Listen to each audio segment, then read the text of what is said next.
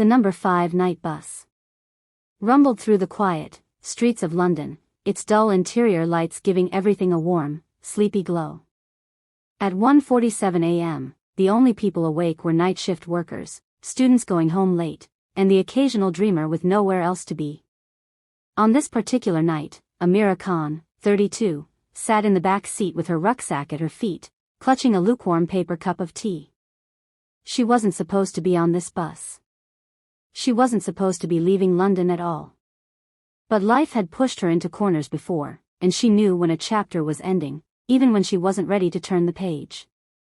Earlier that evening, after 5 years of working at a cafe in Ladbroke Grove, Amira had been told the place was shutting down. Rising costs. Fewer customers. Landlord wanting the building back. She had smiled politely as her manager explained it. She even thanked him for telling her in person.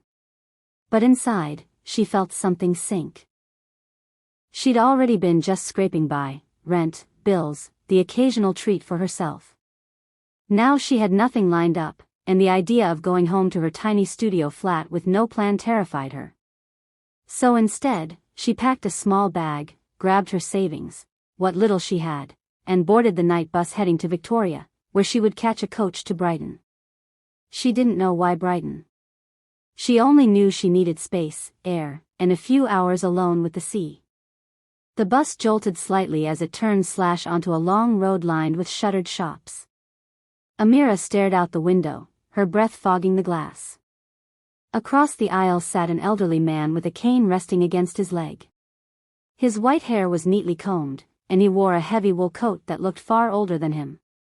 He was humming gently, almost cheerfully. After a few minutes, he glanced over and smiled. "You look like someone carrying the whole world in your bag," he said warmly. Amira blinked out of her daze. "Just, long day." He chuckled. "Everyone on a night bus has had a long day. That's why we're here instead of sleeping." She let out the smallest laugh, rubbing her tired eyes. Something about his tone was comforting, like a grandfather you trusted immediately. "You heading somewhere special?" he asked. "Not really. Just, away. Brighton." "Ah," he nodded. "Good place to think. The sea has a way of putting your worries in order. Or washing them away, depending on how stubborn they are." Amira smiled politely, then looked back at the window. But the man wasn't finished. "What are you running from, if you don't mind me asking?" She hesitated. Normally, she guarded her problems like a secret. But tonight, on a quiet bus with a stranger she'd never see again, she found herself talking. "I lost my job today," she admitted. "The cafe I worked at closed down. No notice, no warning. I don't know what I'm supposed to do now. I've worked since I was 19. I've never taken a break. And suddenly I'm nothing." The man nodded gently, taking in every word. "You are not what you do, my dear. If you were, you'd stop existing every time life makes you change direction." Amira frowned slightly. "It's not that simple. I don't have family here. No one to fall back on." "That," he said, tapping his cane lightly, "is exactly why you must learn to stand tall. If you don't have a safety net, then you must become your own." She held her cup tighter. His words stung, but in a good way. Like truth you didn't want to hear but needed to. After a long silence, she asked, "So what about you? What are you doing on a night bus at nearly 2 a.m? He smiled. "Going home from work." She blinked. "Work? At your age?" "Oh yes," he chuckled. "I like to keep busy. I volunteer at a homeless shelter near King's Cross. Cook meals, have a chat with folks who need it.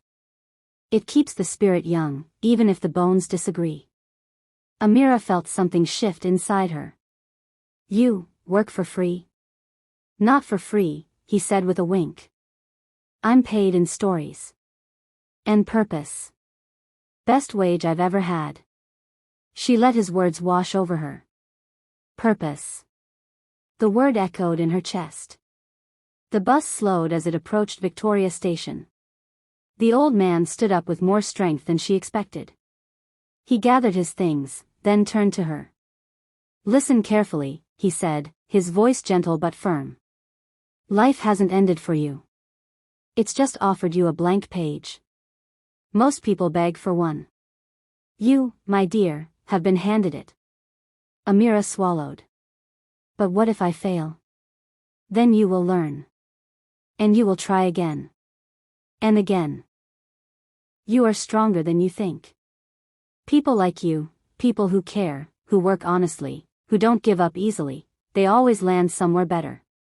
He reached into his coat pocket and pressed something into her palm. A small seashell. Smooth, white, beautifully simple. "I picked this up on Brighton Beach last summer," he said. "Thought I'd give it to someone who needed reminding the world is bigger than their troubles." Before she could speak, the bus doors opened. He nodded once. "You'll be all right." And then he stepped off into the night. Amira stared at the shell in her hand, feeling something swell in her chest, an unexpected warmth, a spark of hope. She got off the bus, pulled her rucksack higher on her shoulder, and walked toward the coach station. The air smelled of rain and petrol and new beginnings. 2 hours later, she sat on the coach as it hummed down the motorway, heading south. Her reflection in the window looked tired, but no longer defeated. When the coach finally pulled into Brighton just before sunrise, the sky was streaked with pale pink and gold. The sea roared softly in the distance. Amira walked to the shore, removed her shoes, and let the cold waves wash over her feet. She breathed in deeply. For the first time in months, her lungs felt full. She didn't know what came next. But she knew one thing. She wasn't running anymore. She was beginning. And as the morning sun climbed higher, Amira closed her eyes and let its warmth touch her face. Somewhere behind her, in London, a stranger with a cane would be smiling. Because he had known something she hadn't yet learned. Sometimes you need to lose your job, your plan, and your certainty, to find your purpose.